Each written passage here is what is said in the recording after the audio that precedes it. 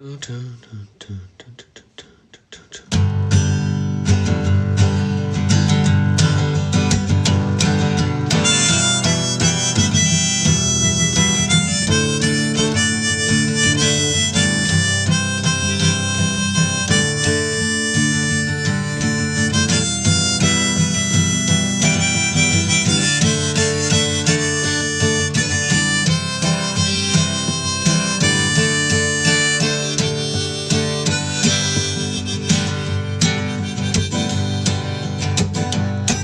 we go.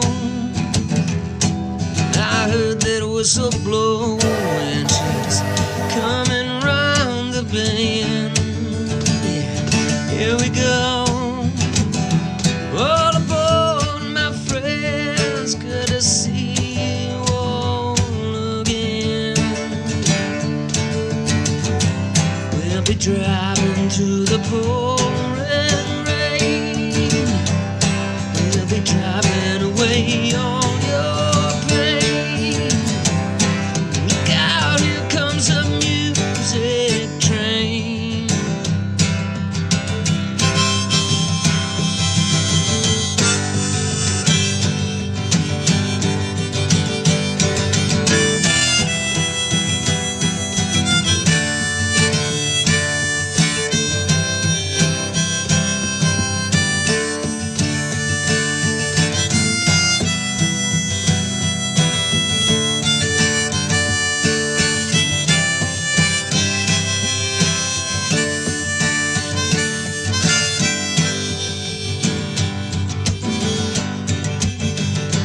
Here we go. Yeah, I heard that whistle blow and she's coming round the bend. Here we go. All aboard, my friends. Good to see you back again. We'll be driving to the pouring rain. Driving away all your pain. Look out, here comes the music train. Music train.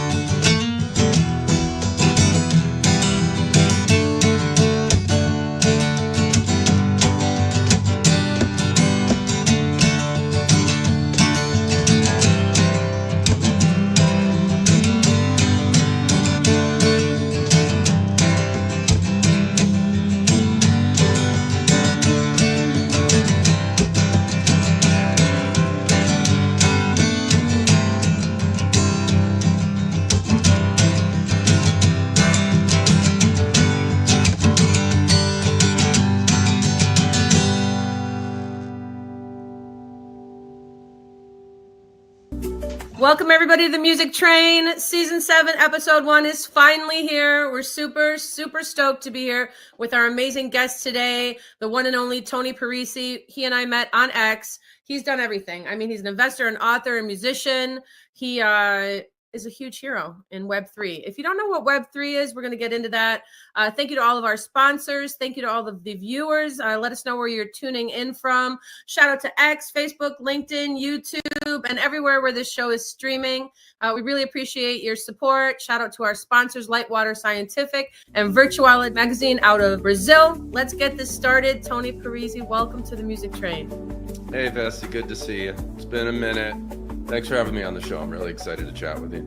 Super excited to have you here. The first time I met you, Tony, I believe was in Mela B Spaces for her Wednesday where you promote your music. Yeah, that was great because the people get together, they share their music, they celebrate their music. And in our case, my case with Mela, and I think you and me, in our case, we absolutely fell in love with each other's music. Yes. It started there. And then, we found out we're good people and we wanted to work on some things together. But it came together because it was those X spaces are like coffee houses, right? Aren't they? You're hanging out, sharing your music and getting to know people. It's fabulous. Yeah. I love it. I don't know what I would do without it. I mean, it started on Clubhouse. I don't know if you were on Clubhouse, but you A know, little and bit, but I really got into it with X. Yeah. yeah, same here. I guess my first question, Tony, is, what was it, the memory, if you could attach it to a song or a memory or nostalgia back in the day when you were a young man? I'm talking about like single digits. What was it about music? How did it visit you? Well, I was actually born into it. So Okay. my earliest memory is 3 or 4 years old at the piano stool on my dad's side. He was a working musician. So I grew up in music and Oh, immersed in it. nice. And it wasn't long before I was playing piano or taking lessons on various random instruments. Thankfully, my dad was a jazz and pop guy, so he didn't subject me to like making me take violin lessons or something that would scare me off. And it wasn't classical piano. So I learned some pop piano.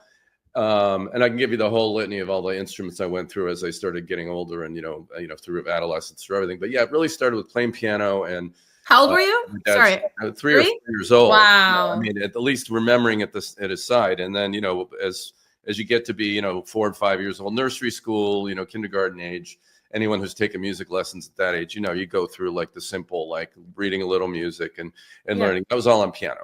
So I always grew up with it. So there was no sort of siren call or something that brought me to it. I actually was born into it. Nice. Like a lot of people who, have an aha moment they can remember maybe when they're a little younger as well. Yeah. For me, it's always been in my life.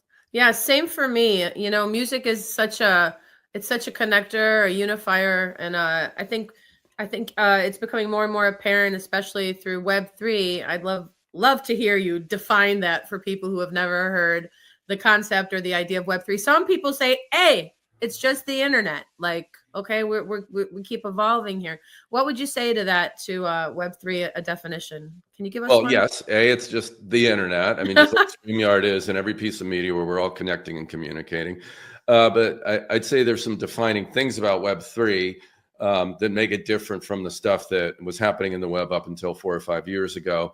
The introduction of digital currency with crypto, with decentralized technologies of blockchain, enable an internet where folks can better own their stuff, whether it's digital assets or, again, the digital money they have. So that's fundamentally different because the Web 2 era was kind of typified by the larger companies like Facebook and Amazon creating kind of walled communities on top of what was, effectively a chaotic and very open technology when the internet finally hit consumers.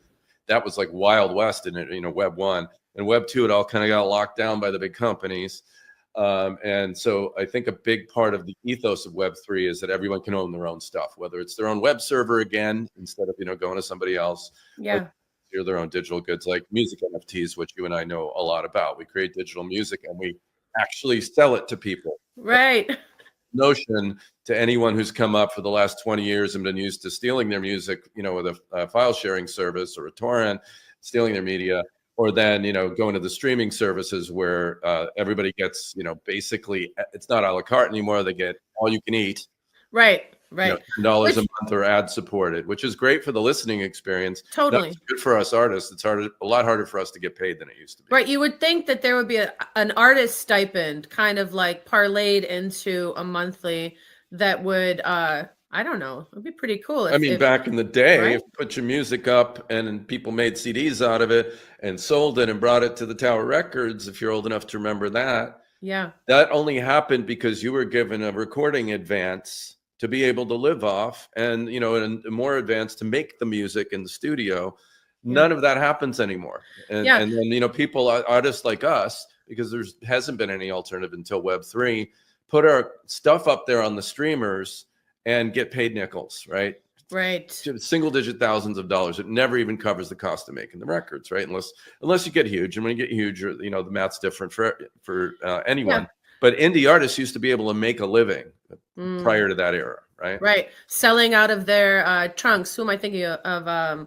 I'm thinking of, MC Hammer was a discussion just the other day. What's good about streaming and DistroKid, let's just say as a platform to be able to release your music, if you're an indie artist and nobody really knows about you yet, or you're just starting out, it's a very big gift to be able to release it. If somebody's listening to your music all the time, they should pay a $10 a month stipend for, if you have 50 people like that love your music, that's 500, right? $500.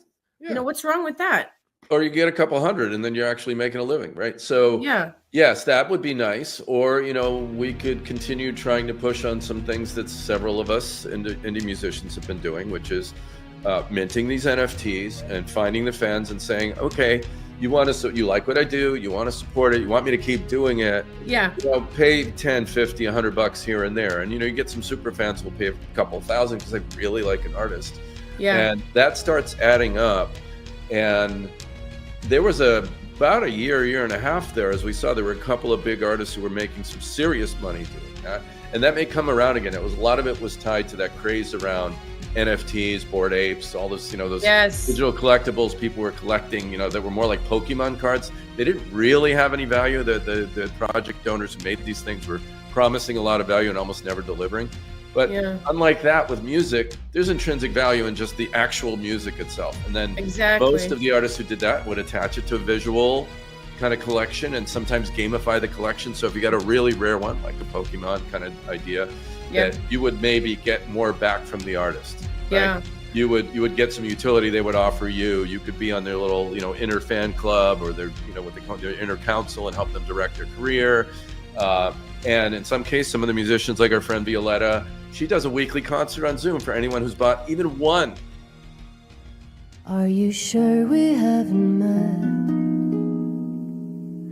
'Cause it feels like we're connected. In any of her collections, and some of those things only cost $20, $30. She tends to charge really luxe prices, and it's in the hundreds of dollars sometimes for her NFTs. But doesn't matter with all of her collectors. She'll just come and perform. She'll do requests, and you just get on a Zoom, and she'll have dozens to hundreds of her fans there. Yeah, I've been there and have been just so welcome. It's amazing because you get to see her face to face. Now, this is the Italian singer-songwriter, everybody, on the blockchain who sold one of her songs last year, not the rights to her song, just the collectible. The audio and a visual. Right, for 1 Bitcoin, which at the time I think was like $67,000. And then it went up to like 100,000. It went over 100,000. How amazing. I think that she's phenomenal. What an amazing singer-songwriter. I'm hoping to have her on this show. Violetta Zeroni, she treats it kind of as a fine arts project. And everything she does. And, she's actually Italian, though she lives in the States now. And being European, I think there's slightly different mentality about some of these things. It's almost like a slow food kind of idea, of, slow food movement. No big rush, not trying to hit things and, hit 1 billion people. She's not trying to be Taylor Swift, right? Right. For other artists, they might want to be gigging more popular, playing to bigger crowds. They can price their music differently, though. That's the great thing. Back to the Web3 conversation. You want to sell your songs for $10 a song, and you want to sell a few hundred of them, per release. That still the numbers will add up. Speaking of music, we have some of your songs here today. I'd love to run one of these, actually all of them. We've got If This Goes On, Cradle to the Grave, and Peace on Earth. Are these songs that are already NFTs? As you mentioned at the top, I've written a musical. That is in early production now. So the musical's basically done, the script, the music and everything. Started writing it years ago, finished it years ago, recorded the demos for it during lockdown and released a concept album in 2022. Awesome. It's called Judgment Day. It's about the end of the world. I was really freaked out about what the state of the world 20 years ago when I started thinking of this show. Yeah. It's only gotten worse. Here we are. The world's crazy.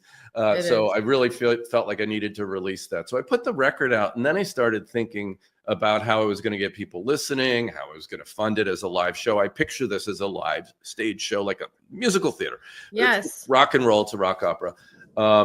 And so I did launch an NFT collection for it. And the first song is in that NFT collection. I dropped one song for the first drop. So that was released 100 pieces of music, the same song with this different graphics. So depending, you'd go in and you hit the min button and you would get a different picture. And that went really well and minted pretty fast, the first 100 songs. And then I did another drop over a year ago, and then NFT sales across the board just started sort of tanking. So that's gone much slower, and I ended up just now capping the supply of that. So there'll be 100 editions of this newer one, which has 4 different songs in it. So, we can get into the details on that. But back to this is a musical. I did put this in an NFT collection, but the goal of this and the money I raised so far from selling the NFTs is to use all that money to turn it into a live show. And I've started to do that. I actually did like a table read with hired cast. So let me set the stage. All right. So the story of Judgment Day is this guy, Thomas Judge. He's like freaked out about everything in the world. He's kind of a cynic. He's like really, he hates humanity. And he's like, we're just stupid. We're going to destroy each other. We're going to blow each other up. You know, look at all the bad news you see every day, just all the awful stuff, right? And the song, you know, I picture it with a kind of montage of the ugly news of the day kind of thing as he's singing it. And he opens the musical singing this. The whole overall plot is then he meets this really religious woman and they fall in love. So they have this nice little conversation and you got your male and your female lead, which is great for musical theater. Ultimately, the world is enslaved by the Antichrist. It's kind of based on the Christian book of the Revelation idea. Yes. And everyone dies at the end except for him. He'll sing to you about it and what he's learned in his, you know, sort of spiritual journey through the show. So what we're hearing now, if this goes on, is the opening number to Judgment Day. All right. Thomas in his loft in Manhattan, just singing to nobody in particular, bitching about the world. All right, let's go. Here we go. If this goes on. If this goes on.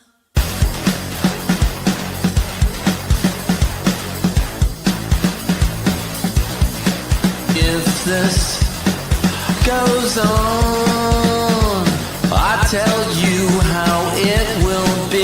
If this goes on, I foresee catastrophe. If this goes on, it's the end for you and me. If this goes on, it's the end of history. Terror in the skies, politics and lies, private enterprise, open up your eyes, poisoning the well, one-way trip to hell, that's no way to live, something's got to give. If this goes on, seaman's inhumanity. If this goes on, coming soon to your TV. If this goes on, murder is their specialty. If this goes on, reason is the casualty. Churches make the rules, states will play the fools, forces of control, fighting for your soul, not to be denied. God is on their side. Muslim, Christian, or Jew, not to get in trouble too.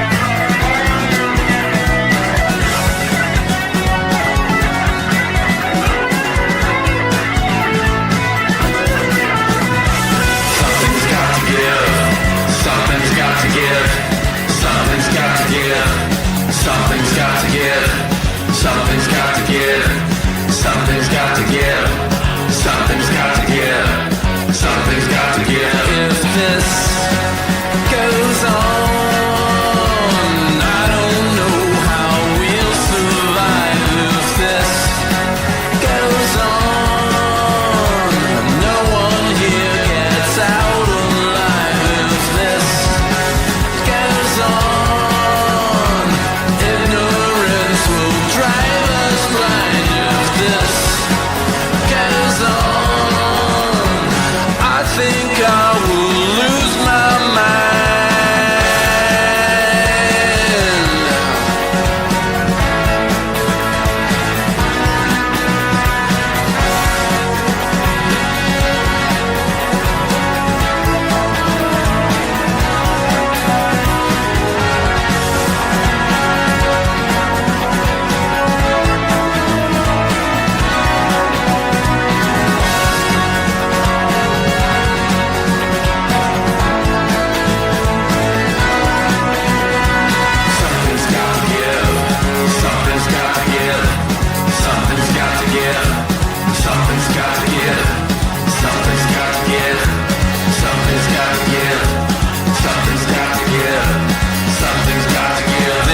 this goes on.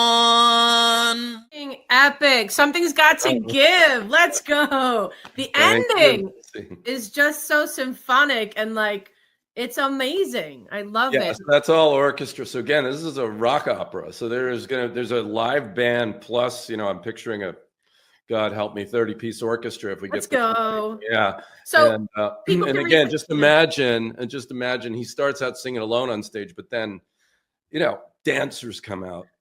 They're wearing like plague masks or balaclavas or something, and they're going kind of wild by the end.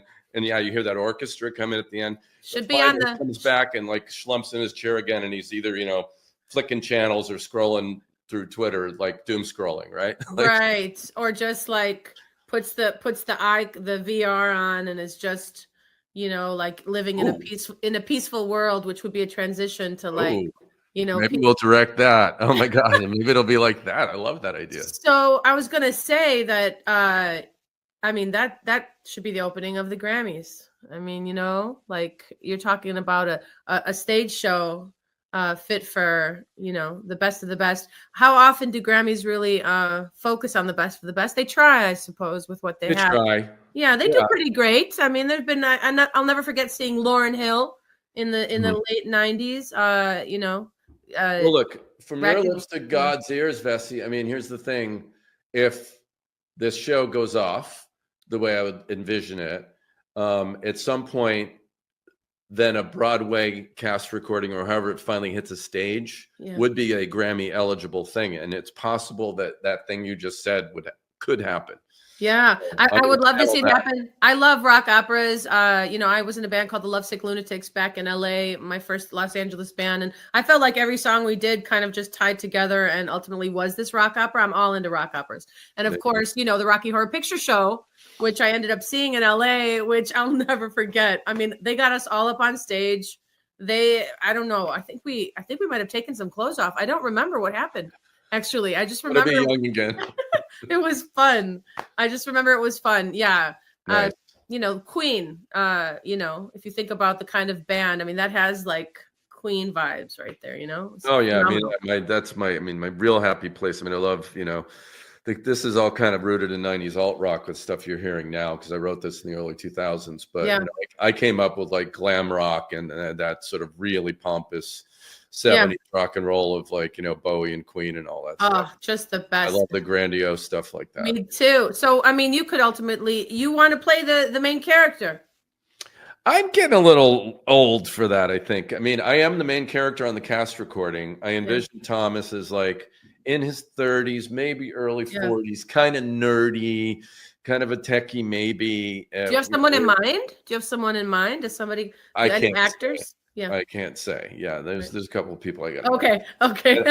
And I got a seriously fun choice in mind for the Antichrist, and a couple of ideas for Maggie, who's more like a African American gospel church type of person. I'm starting to do using some AI art tools and to build a trailer for the show to get investors. And I'm envisioning these people, and it's really starting to come together. I'm doing the image generation as stills, but then I've got someone I'm working with who's a video editor. And they can take one still image now and animate it and get them singing and get the camera moving around it. It's kind of stunning what can happen, which is what are you using for the visual effects industry. Yeah, Runway, Sora. There's a bunch of tools out there that guys using. I'm using Midjourney to make my still images right now. You said for the visual effects, peoples. Now they've had a long time at the behest of the world ultimately to create with. So I mean, we have to keep moving and growing and becoming. We got to keep moving, and I couldn't afford it if I had to pay a VFX team. So that's the reality of it. As an independent, I can now do this for a small budget, where that would have been like a $500,000 budget just to do visual effects. And why should that stand in anybody's way? It's always been the precursor to like who won wasn't there a film that just won like all the awards? Aura, what was it called? I think there was an AI short that won something. Absolutely, a friend was just telling me about it. I'll go back and get the reference. Maybe we can put it in some notes for the show. Yeah. So believe me, I'm all for that, but I'm also a hypocrite, because when people are saying, "Oh, I could be a musician now," I'm like, MF for put in your 1,000 hours per instrument of practice. Come and talk to me. I don't even want to hear that, or I don't want to. I certainly don't want to use AI tools to write my songs. But again, even within music, I'm a hypocrite, because AI is replacing a lot of producer tasks that I would otherwise be paying people for. So that's not hypocrisy. Yeah. It's just a matter of knowing the tools that are out there. And you're a tech guy. I mean, you're also, you know, is a metaverse and virtual reality pioneer. So tell me more about how that, like. That's wild. I love music, and I was in music school at Berklee College of Music in Boston. And then I was like, you know, I don't need to go to school for this. I love making music. I need to get a job. So then I went and got a computer science degree at the University of Massachusetts, and I ended up having a 30-year career in the computer industry. Wow. And most of that was around creating 3D graphics for the internet. So yeah, I'm a bit of a pioneer on technologies for making 3D run in a browser. I invented some file format to do that in the 90s. It was way too early, but a lot of those lessons came back around. And about 10 years ago, a little more, I got involved in a project to create something called GLTF, which is the 3D file format everybody uses to put like spinnable models or, you know, whole virtual scenes in a browser. So if you go into Decentraland, for example, or one of these kind of metaverse websites, all of that stuff is based on a standard that I wrote. There was like a 4-person team designing this. I was just doing it as an independent because I believe in this stuff. So yeah, I built tech for the metaverse. And then I went on to be an executive at Unity, the game engine company, for 6 years. Wow. Doing VR and AR for them when the VR boom was full on, the consumer VR boom, when, you know, after Facebook bought Oculus, you know, before they rebranded to Meta, everyone was building VR stuff, AR stuff. The game industry was like on fire. And I ended up being part of that for 6 years at Unity, and then quit Unity to go pursue music again. And that was like 3 years ago. But then I took a side trip and was the first executive hire at a company called Lamina One, which was founded by this guy, Neil Stevenson. He wrote a book called Snow Crash, which coined the term metaverse. So if younger people know the novel or the movie Ready Player One, yes, it was basically a redux of all of those same ideas from 28 years before that, 25 years before that, in this novel Snow Crash. So Neil, who lives in Seattle, and he also wrote a novel called Cryptonomicon, by the way, and predicted crypto. So we're living in his world. He predicted the metaverse and crypto. He founded a company with a Bitcoin bazillionaire. It's called Lamina One, and they hired me to help them figure out product. And I did that for like a year and a half. But then it was like, you know, this is great, but I'm sick of tech. I have to go back and do it. But my whole career has been around tech. Yeah, no, it's great. Wow. But now I'm still doing that stuff, but I'm doing it now as an artist and content creator. So I'm making stuff using those tools, and that will come into play when I get Judgment Day produced. There will also be online stuff. There will be VR companion pieces, you know, digital collectibles that have 3D in them, you know, NFTs, more NFTs, and so on. So yeah, these two threads of my life, which I'd separated, have kind of converged now, and consider to be my third act. Totally. But you know what gets me up every day is not metaversey stuff. It's making music and making art and hanging out with people like you. Tony, I'm so glad you're here today. Thank you. Wow, this is like insane. Your story is insane, and I think you know, I'm just grateful that you're here. Thank you for being my guest today. You're watching episode 1 of season 7 of The Music Train. Shout out to co-founder, my partner and mentor, Mr. BK Han, out of Singapore. Without him, the show wouldn't exist. The show was born on Connect Club. Don't stop.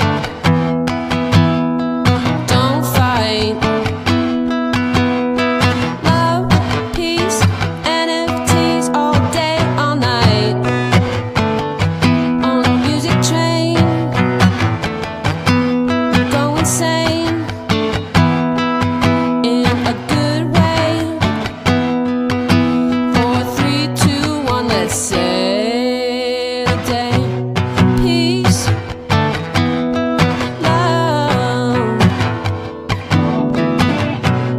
Don't fight, don't stop. So season 1 of The Music Train, Tony, is all NFTs of songs I wrote on the spot in Connect Club. So they're not very long. They're like 5 minutes or whatever. But do you teach at all? I feel like you would be an amazing teacher. Teach music?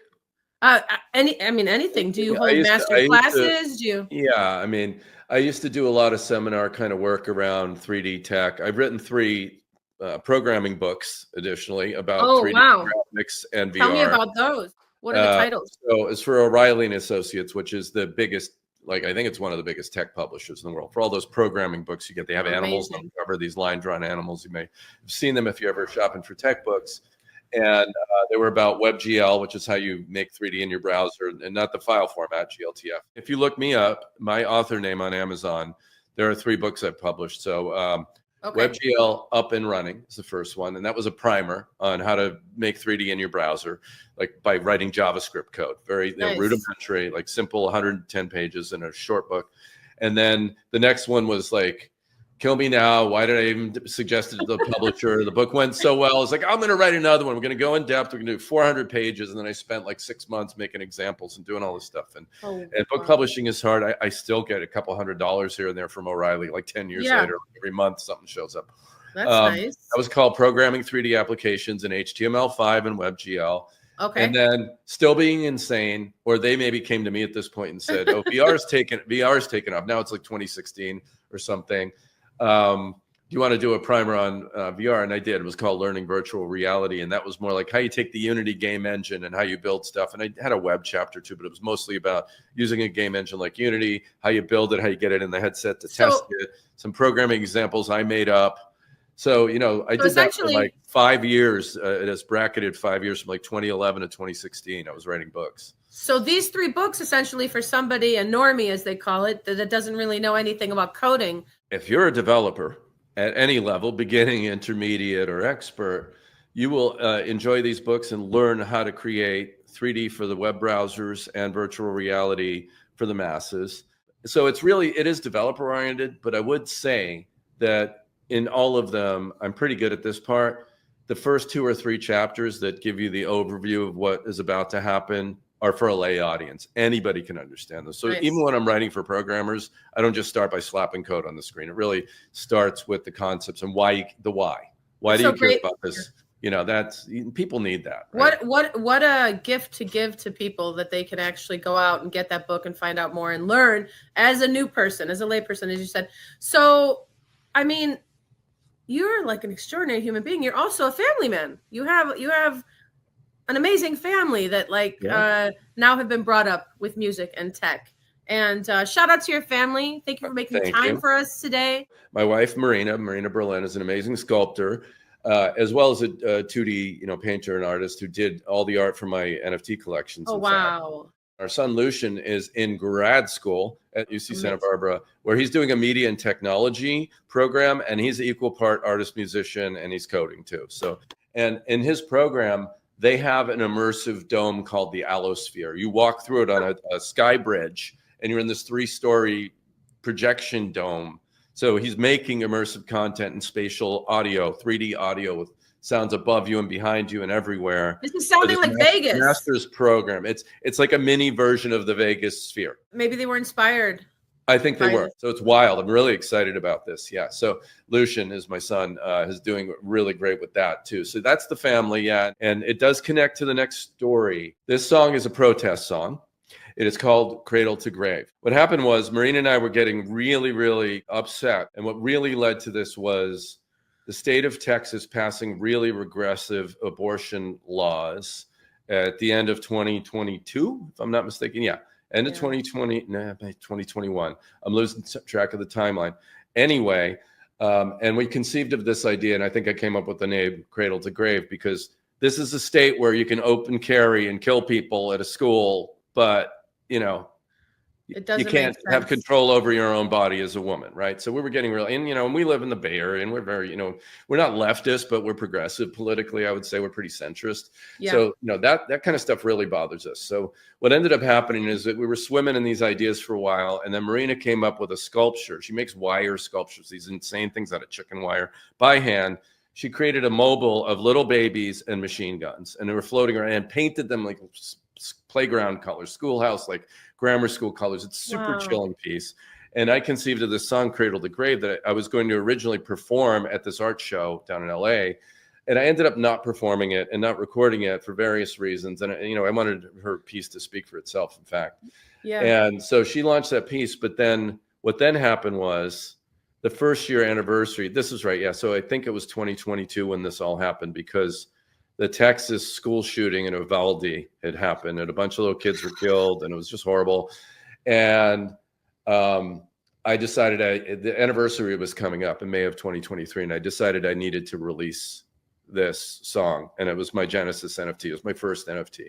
So Marina made some really chilling 2D art to go with it, which you're not going to see here, but you'll see if you look this up on the website, of babies and guns. And again, really whimsical, but it's terrifying. So I minted on Manifold, the minting site. May 24th, I think, was the first anniversary of this Uvalde shooting. And the song is basically about babies and guns in Texas. And this is not part of the musical. This is just singer-songwriter stuff. And this is available only on your website right now. And as an NFT, can people no, still I actually, you can't get the NFT. That's sold out. Oh, done. Okay. All right. That's sold out.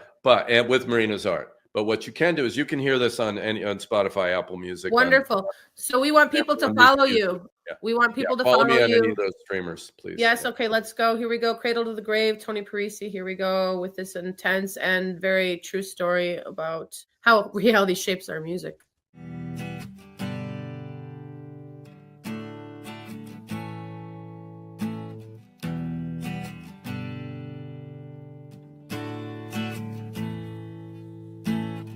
Woke up this morning, and now my day is done. Turned on the TV, another 21. How can we live like this? How can we go on? It's cradle to grave, and everyone is numb.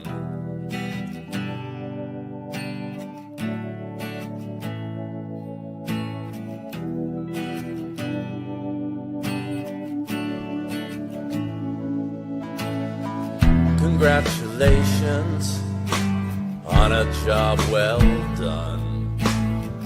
You got your freedom, you got 'em on the run. Let's make more babies and give each one a gun. Well, it's cradle to grave, we're losing everyone.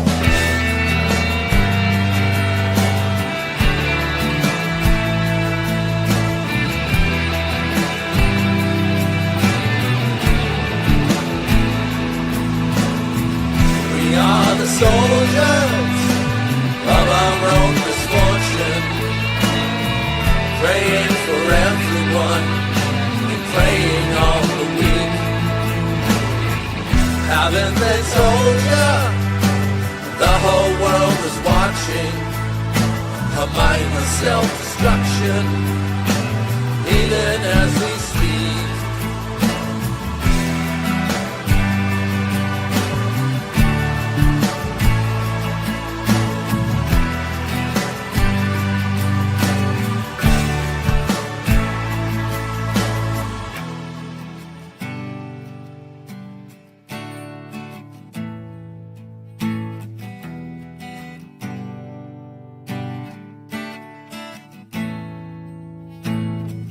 How are you, Texas?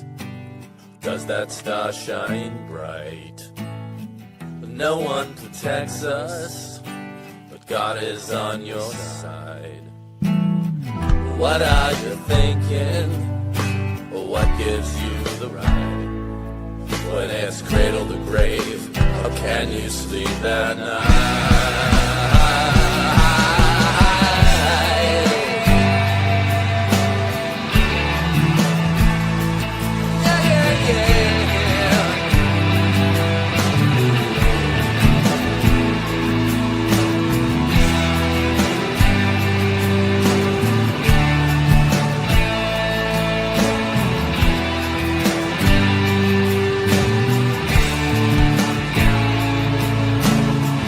How can we take it? How can we go on? How can we live like this another 21? How can we take it? How can we go on? How can we live like this another 21?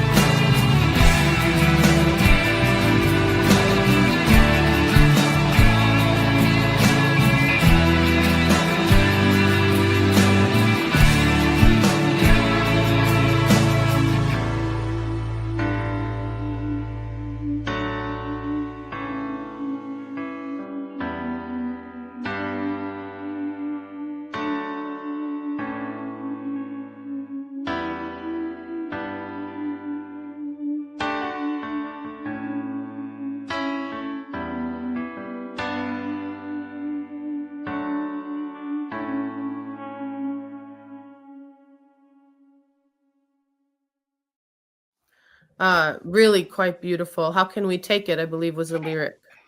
Correct. Yeah. I mean, this is what we do as artists, right? When we're in the zone, we hold a mirror up, we channel our feelings and then, get people to think about what matters. Just really love that song. But that one is just so emotional and intense. And by the way, I played everything on that too. I'm a multi-instrumentalist, and I really dug into like getting the vibe of that song. I realized that was my Ohio. Yeah. Crosby, Stills, Nash and Young. Like, totally. This, like, I'd written hits. It broke like that song, and it just really sad as all hell, right? And I mean, Neil Young is one of my major influences. So I don't know if you want to dive into any of that, but like, I would love to. You're a songwriter, you're an artist. I mean, it's hard to talk. I don't want to geek out too much on process, but when I listen to that again, and every time I listen to it, I just think about the journey of writing it, like what inspired it. So Cradle to Grave came from a place of frustration, I would say. My wife Marina and I, and she's a sculptor, we were talking about all this stuff going on in America where abortion rights were at risk, but little kids would go into schools and get shot up, and we were just frustrated. We were thinking, this is not pro-life, this might be pro-birth, but it's just not. This is not what life should be about. Kids should not be afraid to go into schools, and it was all those emotions that dug in and led to the writing of Cradle to Grave. And I think most likely the idea of Cradle to Grave happened first, the title, again, and which is a marketing term. If you're familiar with it, if you know marketing terms, it's the idea of getting a customer when they're young and having them for their whole life, right? In this case, that's a very short journey for these unfortunate kids and their families. And so I think that vibe came first, and then I'm sure I sat down and plunked out an E minor chord, and it came from there. I started just exploring a very simple chord progression. And if you are, aware of any musical theory, going from an A chord to a major chord to then an A minor as part of the progression really kind of drops the mood even further and saddens it. So that's sort of where the structure of that came from. And I had this song I thought completely written. And then I went into the studio to record it, and I realized it needed some kind of bridge, but it ended up being over the same chords. But there's this whole middle section where I made the lyrics up on the spot. I was literally at my recording workstation, Logic. I was sitting there recording. I was like, needs another part. And that's when I just blurted out, we're the soldiers of our own misfortune. If you know the term Soldier of Fortune, it used to be a magazine. It might still be around, folks who are big into their guns and prepper type people. And it just felt so right. It's like, okay, here we are. We're fetishizing, militarization and guns and all that, but to what end? We can't keep our kids safe. So that section just kind of came out along with real 70s kind of jazz organ, gospel-y sounding organ, and this whining plaintive guitar. So, songwriting process-wise, it went through these three stages where it was really that phrase I hung on to, and then this chord progression, which then dictated how the melody and lyrics would come out, finally culminating in the arrangement that you heard. And that's, I don't know what I'd liken it to. I suppose it's like a painting or a sculpture. You might start with a drawing, and then you might lay some paint on, but it takes a while for the whole thing to emerge. So in this case, at least, it's not always the case with all the songs I write, but this one was not calculated.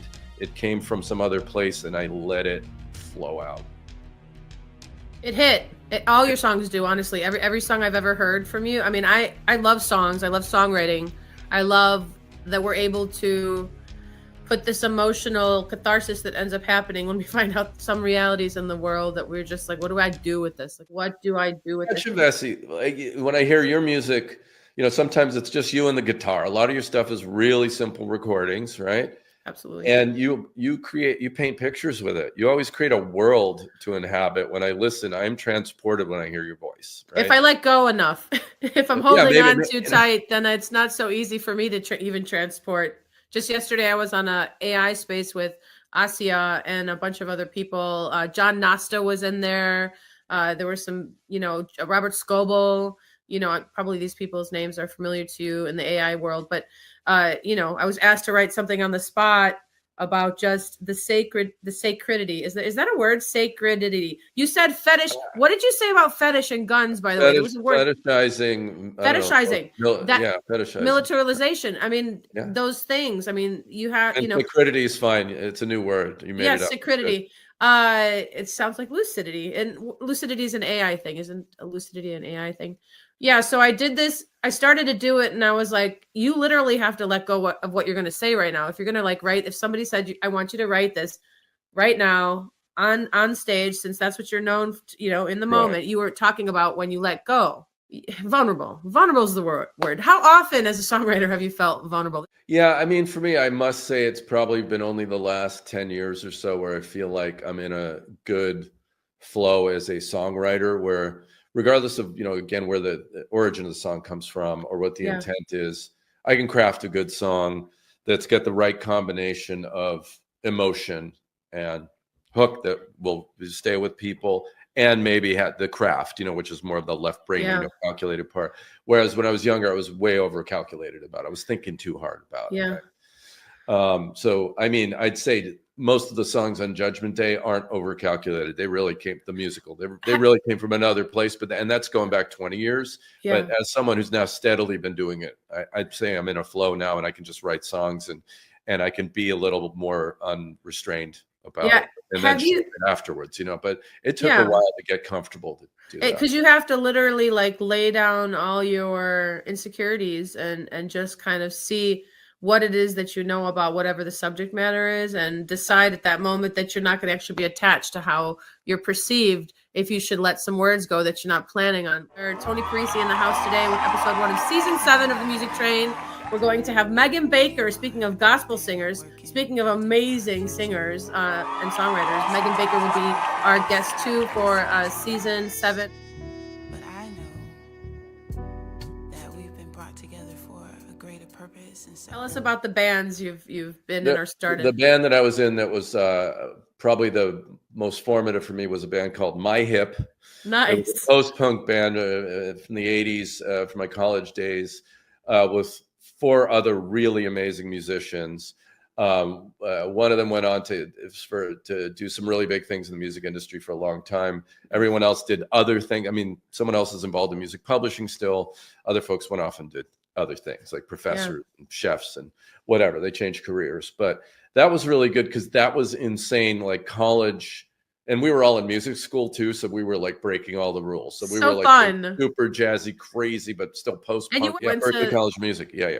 How amazing! Did you? They have were to all audition? doing jazz. They were in that place today. I probably did have to audition. I forgot. It's been so long ago. But they were super into like really, really kind of goofy. Like it was traditional jazz. And if you wanted to do something that was like punk rock or like really experimental, like Zappa level jazz or something, they didn't even want to hear it, So we were doing some really crazy stuff with pop songwriting kind of sprinkled in. So everyone that was into it, like we wanted to be a pop band, but we were really a crazy experimental. Did you do records? We did some records. We dusted them off, and we've actually like re-recorded some newer songs. I would love to hear that. I really would. Yeah. Because it But has. it sounds so naive now. I mean, when songs you write in your like early 20s, come on. I mean, but you have to start somewhere, as Guru Mook says. If you don't start somewhere, you'll end up nowhere. I'm quoting her on that, but that's true. Like if you don't start somewhere. So the point is that there's a whole, generation that are wanting to hear that, to remember or to know what that was like for your generation. The first real great song I think I wrote that has lasted, that I did revisit, was a rock anthem not connected to the show called Judgment Day. I ended up pulling that out of a drawer, and it is the title song of my rock opera. It's the finale number. Okay. And it's totally awesome. And people are going to go, I have to get the record on streamers and listen to it. And I had written most of the song and the lyrics 10 years before I started writing the musical. So cool. So that song is decades old now, and it still holds up, and it's great. And it served as the inspiration. Would you say that it somehow served as the remember? Where it's slotted in. I was like, I'm writing a musical about the end of the world. Where's the story going? Then I'm like, oh my God, there's that song that's been in a drawer for 10 years called Judgment Day. And it ends up being the capstone of the show. And it's such a great tune. I love it. We're not going to share it today, but go listen to it. Oh, I would have ended up, we're going to do one more song, I think, right, Vessi? And I would have ended absolutely. with that, but I really want people to hear this other song because it's also a great song and it's super fun and positive. Yay. And it's one happy song out of the show. Usually before we end the show, I write one on the spot with a couple words from you. Here we go. A song on the spot with Tony Parisi. Give it to me. Here we go. Take that piece of wire. Make something great, unexpected. Now is the time. Take that piece of wire, so unexpected. Now is the time. Don't deflect it. Take my hand in yours. Walk the line. Walk over time.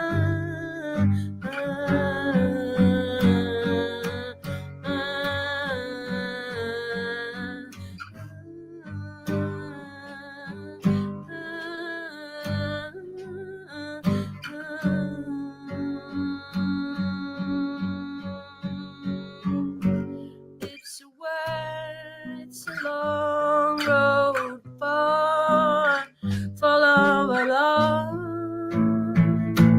Hey, who are you? Who are you?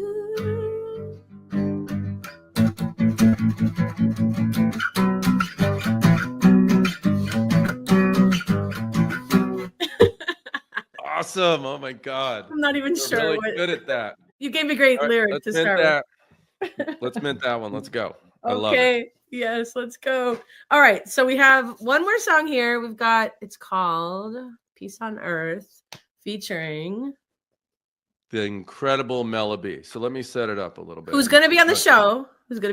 Episode 4. I cannot believe I got you both this season. I'm just like, let's go. Yeah, met Mela B. I think I started following her probably about 3 years ago on Twitter. It's like, who's that interesting looking bald chick? And then I started listening to her and like, oh my God, she has a voice from another planet. She's It's so a whole good. planet. It's got its own zip code, like incredible voice. The Metaverse. The Metaverse, yeah. Yes. Oh my God. And then I started, going to spaces with her. She was not active on X for a while, and then she came back. She took a little break. And then we got to know each other, and we're like, oh my God. So then I start co-hosting the show with her. And I humbly asked her on one of the spaces, put her right on the spot. Live? Yeah, like put her right on the spot. If she would be interested in collabing with me. I had this great song, and I had a singer who did a decent job on it for the record, but I was never quite happy with her take. But the thing is, sometimes when you get going on these things, like I wanted her to re-record it, and then she got COVID and was unavailable for like 2 months or something. Oh no! A woman named Eva, she's great, but I was like, I think I need to re-record this, and I just felt I'd fallen in love with Mela's voice. So I'm like, would you be interested in that? And she said yes. So she is. It's a male and female lead back and forth thing. It's a duo song. So again, this is also part of Judgment Day. It's not been dropped as part of the NFT collection yet. Mm-hmm. It is the opening number to Act 2.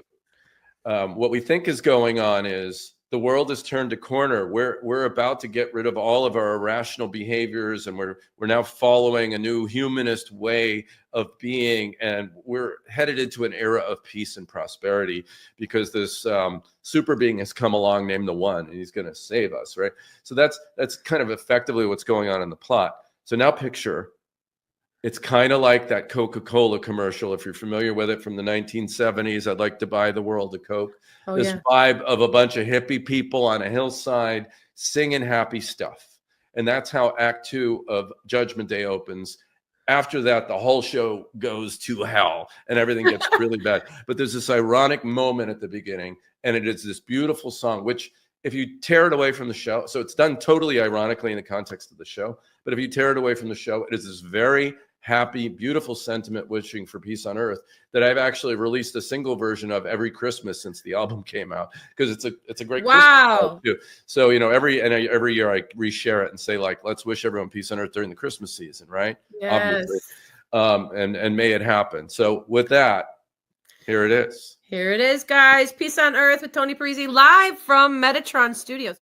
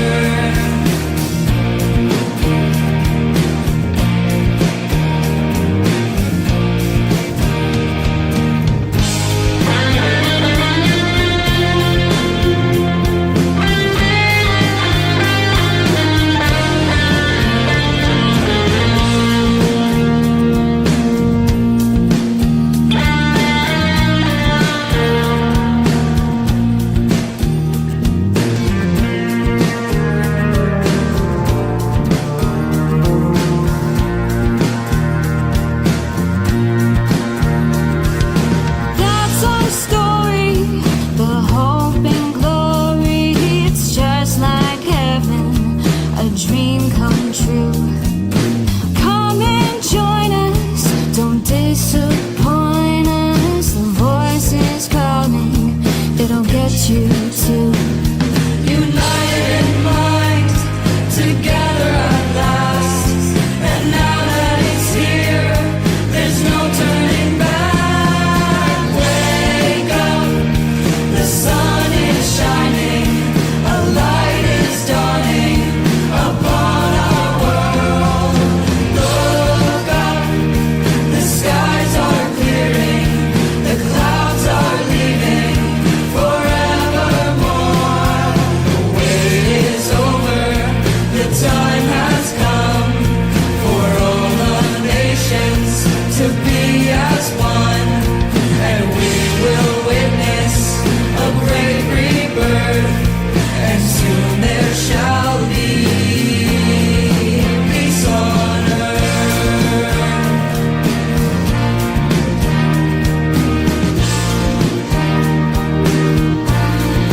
Peace on earth.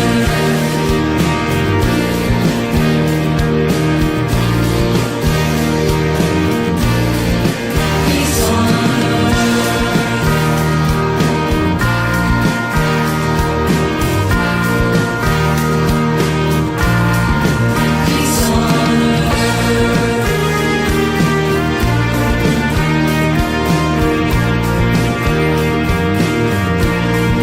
Peace on earth.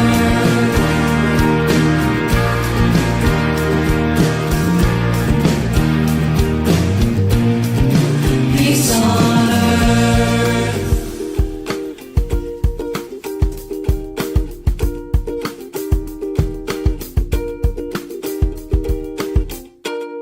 What a perfect, beautiful. I love it. If only you say, I don't know. I'm thinking big things here. Peace on earth. I mean, we could make it, right? You did it right there. You made it. What an amazing song. I love that song. Where can people find it? Is it on streaming platforms? Is it Yes, on it is. iTunes, Spotify? So it's out there under your name, correct? Tony Parisi. And also on That's right. There's a couple of editions of Peace on Earth. So if you're looking for me on the streamers, use my name and Melaby, Melabeee. That's the version you're going to want to hear that we just heard. I'm about to re-release the entire Judgment Day album, and then so the other versions won't be there anymore. But for now, there's, just so you don't get confused by some other version of the song. That's the re-recording with Mela. And yeah, it's on Spotify, Apple Music, Amazon Music, and YouTube Music. She did amazing, and the production's amazing, and it's like hair. It's I mean, it's huge. It's Peace on Earth. There you go. That's what it sounds like. That's what it feels like. That's what it is. It's that feeling, guys. Stay with that feeling. Thank you so much for being my guest today on the Music Train. Mr. BK Han and I are so grateful that you're here. Tony, I hope you'll visit us again. And I'd love to just get into a meeting with you to talk about what we can do together. Any way that Music Train can support you and your endeavors, we'd love to just promote you. And you guys follow Tony Parisi at tonyparisi.com and also at Aura Deluxe on X. What are some lasting words that we can part with for those out there willing to take the plunge now in this AI revolution, evolution, now that you can create just with a little prompt of an idea on X, on Grok, on ChatGPT, a whole lyric that you could essentially record as a voice memo if you'll only open up your voice and allow yourself to sing it. Yeah, I mean, everything I'm going to say is probably going to sound a little trite, but it's tried and true. First is you got to follow whatever that inner voice is you have. Whatever is speaking to you that you want to express, that is the art that people are going to care about. That's the stuff that's going to stick. That's the stuff that's going to last.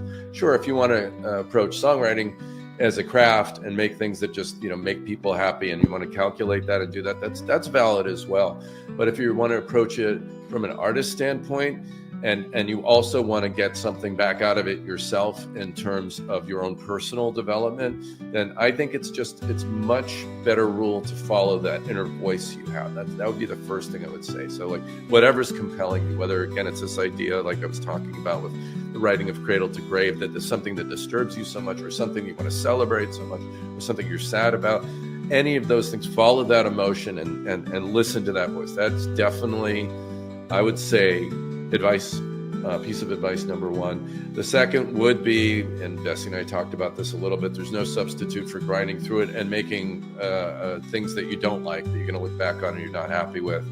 I mean, some of this is just trial and error and practice, and there isn't a replacement for a lot of that. And no prompting it in AI is going to instantly make you an amazing artist. Like, put the work in, put the time in. And then I'd say the third thing is, if all of that's going well and you're starting to make stuff that you really enjoy, then it goes back and it circles back to the first thing I said, but it's following your voice about where you want to take it professionally or as a career. It's good to read up. It's good to listen to advice from a lot of people, but don't let anybody tell you what to do if they're telling you to do something different than you want to do with your art. It's just like, don't let them tell you what kind of songs to make. This is what the industry does. This is what record labels do. This is even what the algorithm does on streaming services. You have to make a certain kind of song or no one's going to hear it or won't get discovered by the algorithm. Don't do that. Follow the stuff you want. I mean, unless you're just going for it completely commercially, again, that's valid. If you want to approach this as an artist, though, listen to that inner voice and do the work. There's no substitute for that. Let's go. I love it. I co-sign that. You've been listening to Music Train. I want to almost give you the host job of this show. I just love that so much. If you're looking to take over a streaming show, I need a guest host. I love. I'd give you Music Train guest host, or just you find, hey, I really want to spotlight this artist, and I want them to be on Music Train. You have the show, and we'll get them in season 8. Thank you everybody for tuning in. Tony, you're amazing. I'm just so You're happy. amazing. I love your music. I love your style. I love that you work with your wife musically, artistically, your family. You just sound like you got it down, and we're really glad that you're here today. Rock on, everybody. Thank you again to all the sponsors. Thank you so much. And to the listeners, without you, we wouldn't have a show. Thank you so much for tuning in. We'll see you next week with Megan Baker for episode 2 of the Music Train. I'm going to close this out with an amazing song you've never heard before, Tony. I don't think you've heard this one. This is from a guest that I had on the show. Her name is Susie Williams, and she did this amazing... Now tell me that I still have that here. Yes, it's called The Great Secret by Hafiz. Check it out, guys. Thank you, everybody, for tuning in. We'll see you next time. This is Vessi and Tony saying bye. Nanu, nanu. Can you do it? Yes, you can. Here we go.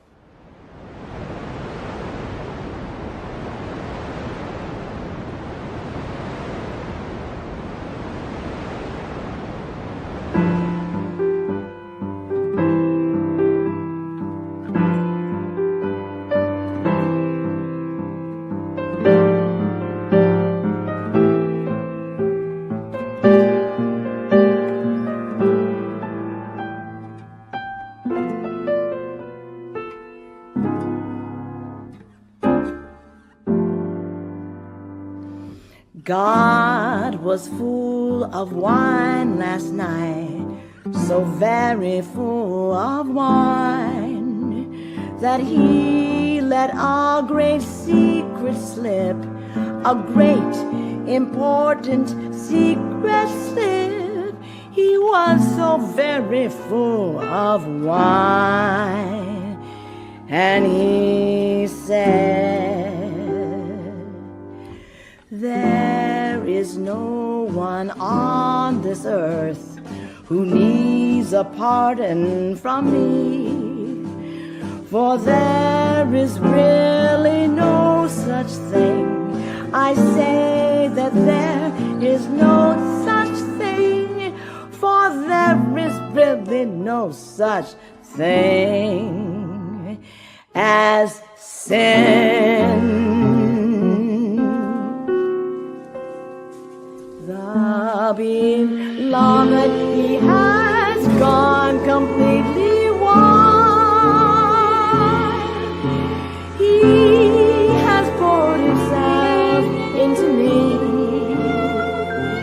and I am blissful, drunk and overflowing. Oh,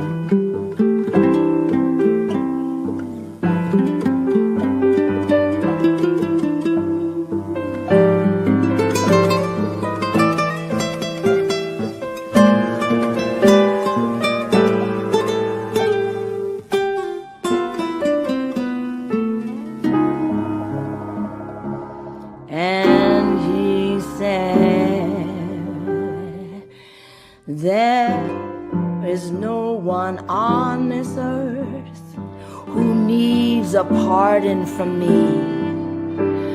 For there is really no such thing. I said that there is no such thing. For there is really no such thing as sin.